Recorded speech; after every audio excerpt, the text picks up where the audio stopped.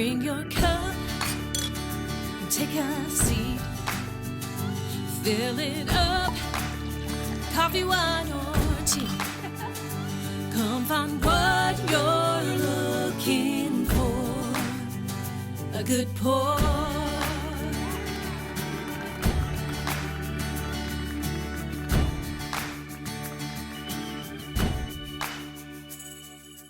Welcome to A Good Pour, Summer of Good AI. This is our limited summer series for people who want to use AI with confidence and integrity.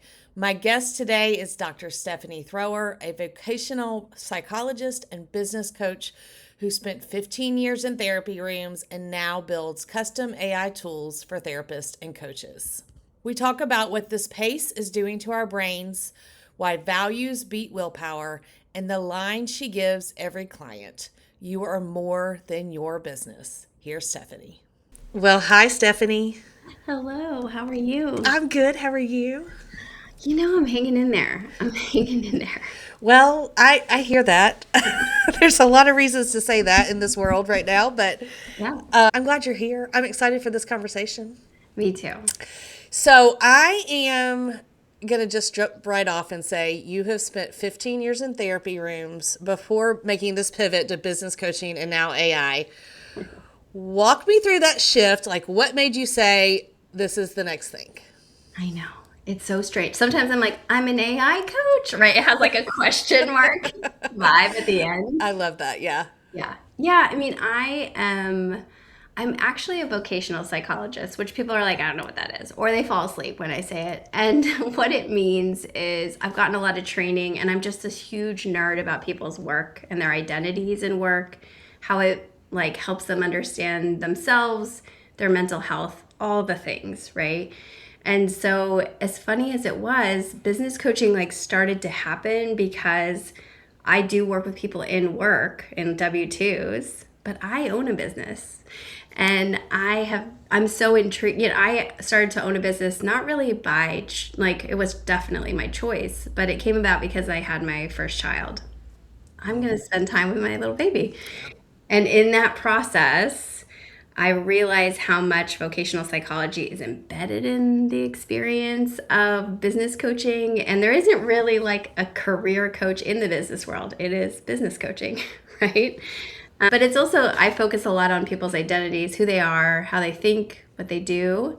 And I'm very much in the space of helping people create, taking their expertise that they've built, that they have developed over years and years, and thinking about ways to scale that in digital offers and courses and programs, and using AI to propel that process and make it actually possible.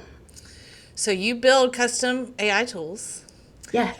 It's been interesting. We're both in Molly Mahoney's Multiply program, and there's a lot of us that don't have a tech background or as much of a tech background as, others.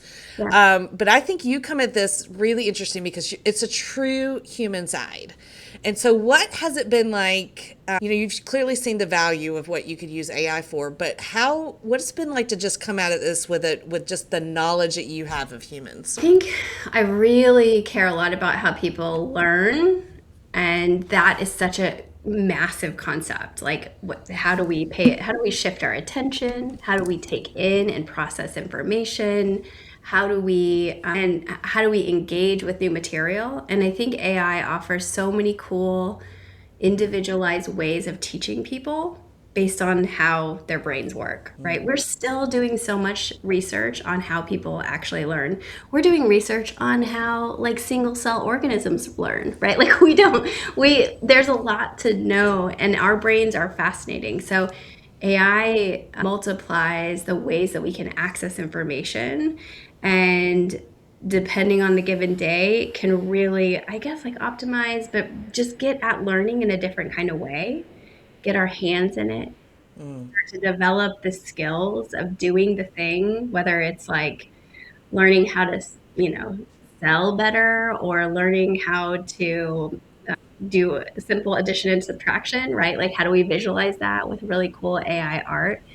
Like, there's so many ways we can create. And I think that is very helpful for us, that there's not like this rigid one way of learning calculus, right? Or whatever it is. Yeah. Yeah. So that kind of leads right into my next question. So you have said, like, these therapists, coaches, practitioners have really, really deep knowledge, but they have shallow content. They're not putting stuff out there. So what's blocking them from translating what they know into something that's reaching people? And how do you think AI helps that? I think that I'm almost like pulling back and being like, is it shallow content or is it just nervousness around visibility? Sure. I think so much that piece, it's like, oh my gosh, I have so much to say. It's overwhelming. And I literally have 2 seconds to get a thing out. And so even for me, like even in these answers, I've just got long-winded, journey, poetic stories to tell you. And it's hard to cut to the chase because I'm used to having time to develop that learning moment, like that moment, like, aha, right? And so for a lot of therapists, like copywriting and communicating quickly when you don't have much time, it feels really overwhelming. And there's certainly a learning curve, right? And you can only do it by doing it, which I think we really love to be able to like learn by just planning and sitting back. But I feel like in the space of like being out there, you have to do it. And sometimes it's being vulnerable to be witnessed in your growth, which nobody likes that, right? Very true. I tell people all the time, you just have to start doing it. You just have to try it. And you're right. We want to research and we want to sit here and think about it. And this is just a space where you have to start. You have to do it because your voice changes, because what you're interested in changes, but like you don't know what people are going to click with. It's just so much experimenting. Yeah. Right? Yeah. So you build tools for clients. Walk me through not so much the technical build, but how the process of identifying a problem and then using AI to solve a problem for someone. Do you have a real life example of a tool that's been built?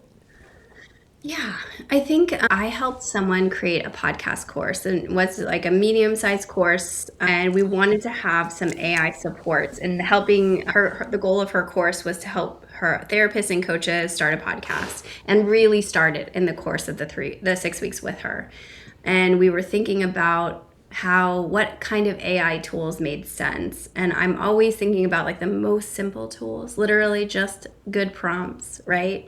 That people can use, and then thinking about how to layer that on. So the way that we do that is similar to when you build a course. What is the transformation? Like, what is the output that you want? So the design looks less like starting right in and building, but actually doing the conceptual part in the beginning. And as fancy as that sounds, it could be drawing something out. It could be a brain dump, right? And so for her, it was a very simple lead magnet that we wanted to create because people get really hung up on the names of the podcast that they're going to have, right? Yes. And so, and that encompasses the niche too. It's like, what am I really going to focus on? And I think for therapists who have, even coaches who want to be generalists and are trained to be generalists, trained to treat everyone, like that doesn't do well in the marketing space, I hear, right? Like, got to right? own something, right? You got to own something. You have to know who you're talking to, and that it just doesn't work to be like, everybody, I'm here for you. If you would like some kind of service, I'll do whatever, right? So because of that, we wanted to create an AI tool that helped give feedback, do a SWOT analysis for what the podcast niche was, and to understand like the internal, the SWOT, like the internal strengths and external and the opportunities. And that was an interactive experience that we could feed in Leslie's brain and how she thought about it, plus all of what we understand in the marketing space and what's out there. And then the tool also couples like suggests podcasts that are actually out there that are like what you're suggesting and how you might be different. So that's an example of something we built. Yeah. So because we're in the same mastermind, I feel like there's something new every week, right? And it's not that there's lots of things new every week, but because we're in a mastermind where there's an intention to it, I feel like this can lead to burnout if we're not careful, or just overwhelm, or feeling like you're constantly behind. Given your your, talent for humans and your experience, how do we do this well? Awesome question. A couple of things. First, like sounds really basic and boring, but I think it gets our brain engines going at a rate and a pace that we are just not used to. Like we are doing coding work. We were not trained to sit and do code. Like we were not in grad school being like, okay, now it's time to shut the computer because I've been looking at code too long, right? Like we don't have these vocational skills yet of what it's like. I've like, if you've ever worked on a website or an app, you're like, oh, I can't walk away till it's done. And that's just not how, like we have to get up and move our body and go to the bathroom and do these things. And so I think having embodied practices where you're like, oh yeah, I do have a body. I probably should do these things. I should get away from my screens. I should get away from even talking about the work because people now are recording themselves so much. It's like their brain is just, the engine is always running behind in the background. And, that's not great for rest. That's not great for sleep, like all those things. I think the other piece is for people who are interested in really running with AI, which is awesome. Their brains just are clicking in a way. Base your business or your offering or your services beyond what just AI does, right? Because AI will eat itself up. And so if it's just like, oh my gosh, I'm really good at this one app and I know everything about this app, like next, I don't know, 2 months, the app's gone and you don't know what you're standing for, right? And how you have something really interesting and unique to offer. And that can feel really like we're out in the sea. What does that even mean, right? And so that's really important work to understand what kind of problems you like to solve, how you like to solve them. All the nerdy vocational identity stuff of like, what do I do? What am I interested in doing? What do I really want to keep doing? Yeah.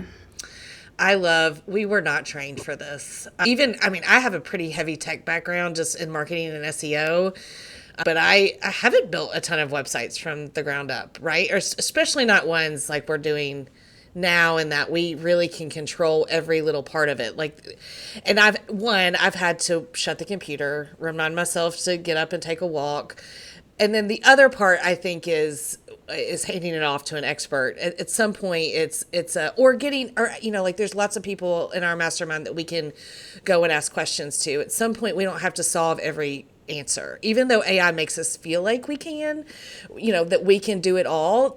We were meant to lean on each other, whether that's hiring an expert to finish a job or just going and ask somebody a question.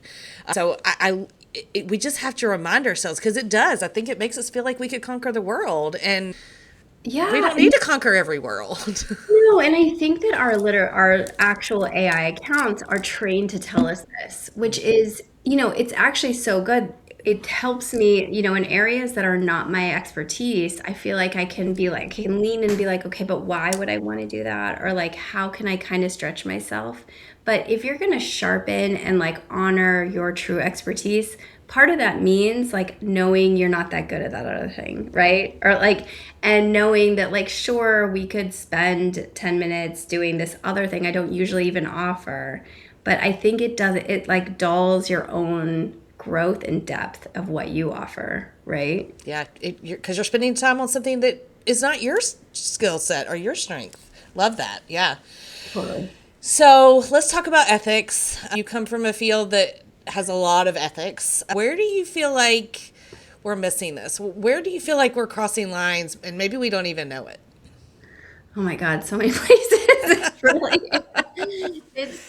I think a lot of people in my space can be very much like completely avoidant or absolutely no to AI. And I think my anxiety puts me in the thing and says, I want to learn it. I want to understand. I want to see where these areas are, right?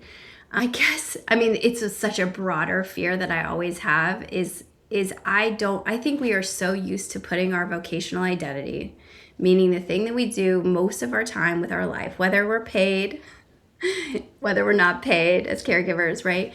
Like, what do we do all the time? What are the patterns of that? And we hand that off to institutions, right? We say, well, I am a lawyer. I work for this company. It's so much about who gives you opportunity and the institution you work in. And as business owners, we kind of start to pull ourselves away from that. And it's kind of wild, right? But we can still stay focused on like, well, I want to be the best in that, right? It's so much externally defined. As we make this huge shift that is going to happen in the world of work, we don't even own what our identities are. And I'm afraid about that experience as AI comes in, right? That people are going to be running to still try to meet the needs of these institutions that may decide very quickly, like, or maybe deciding right now how to get rid of them.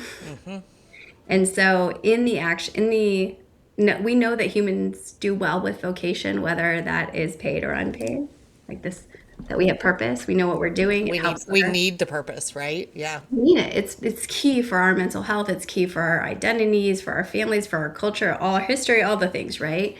And so how do we work right now to understand what we want to be doing, what we care about, what gives us joy, what would we like to not do, or what would we rather have other people do?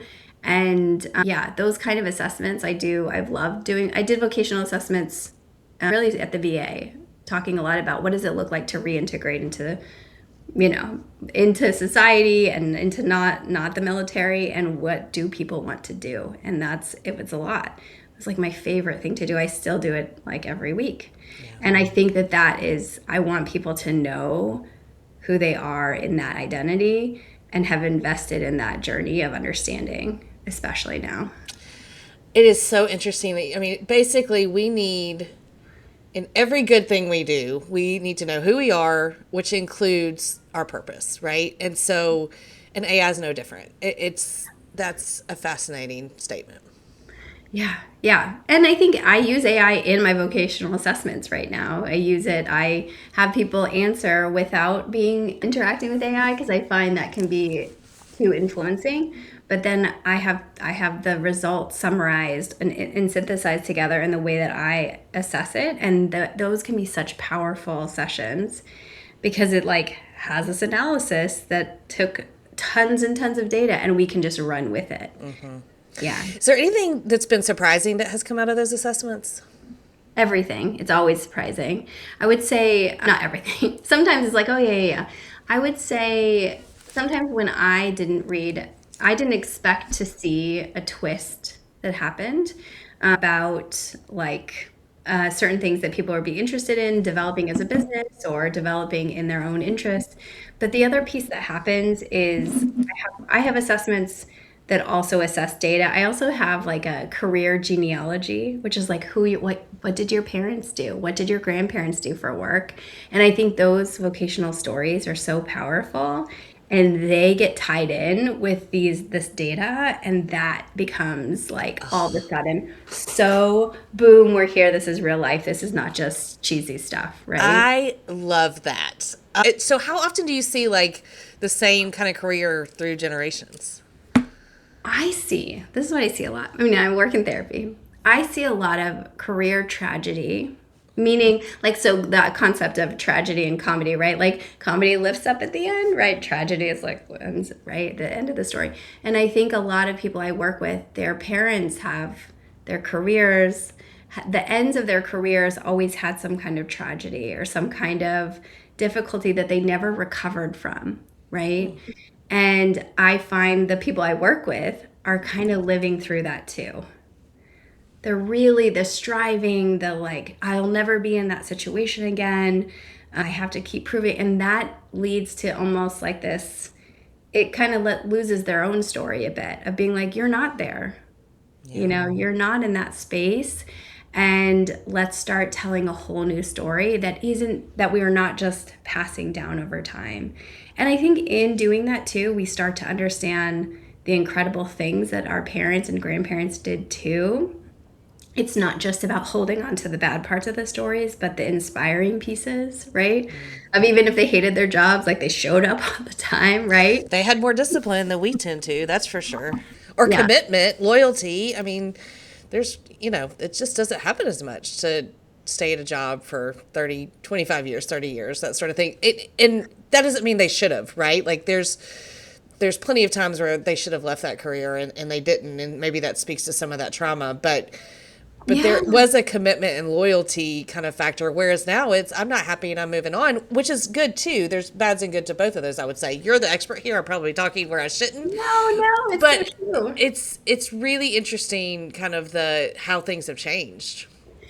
Yeah, I mean, and we're just like, and I think in that space, things have changed so much, and in our generation, like, change is wild, right? I think about pretty much COVID, right? Like, I feel like we are on a slip and slide, and there's Dawn soap on it, and we are going, and and that's a setup for burnout, right? Is how to psychologically make sense of the speed and how to find calmness in that, right? How to find wisdom in that.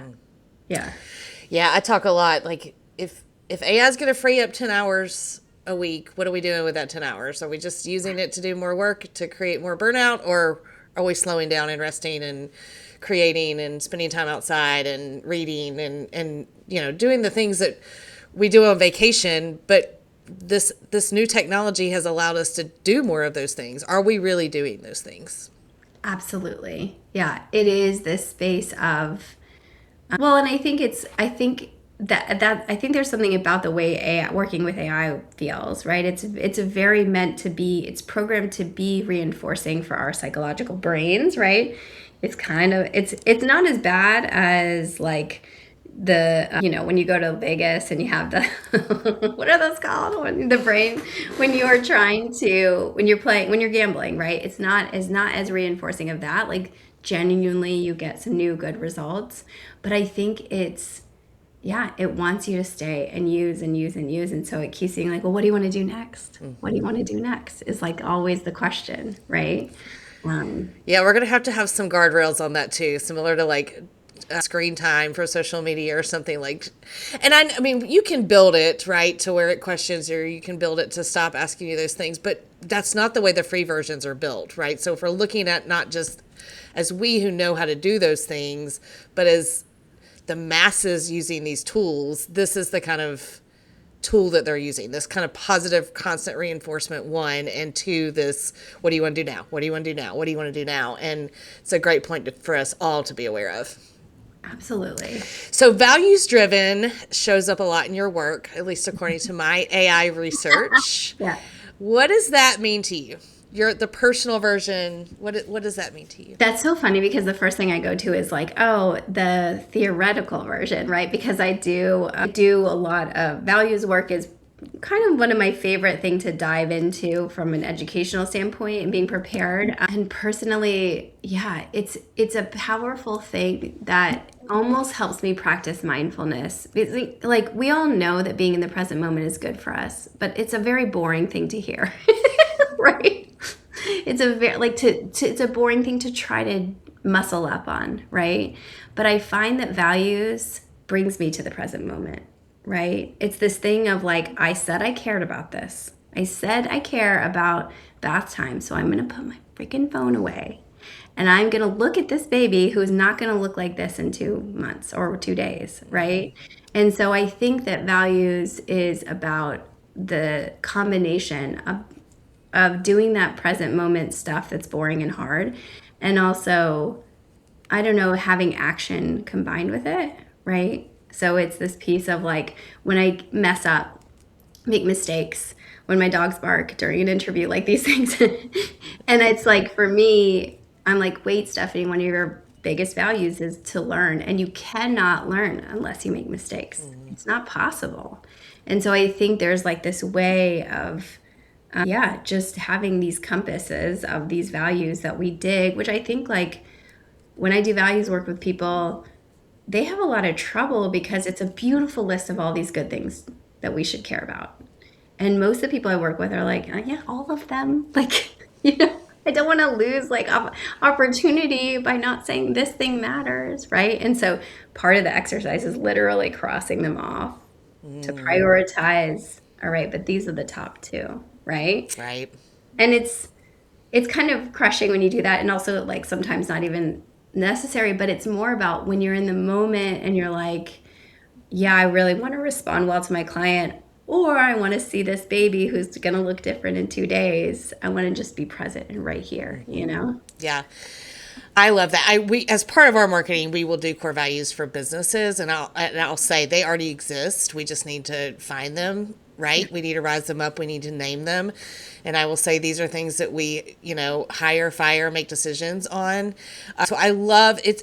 It is even just stopping and changing course of action, right? Like it's an action to stop and to say, "Oh wait, yes, I need to put my phone away and pay attention to this baby because they're in the bathtub because they look cute, but also because we need to make sure that they're protected in the bathtub." I'm just teasing you. That's But nice.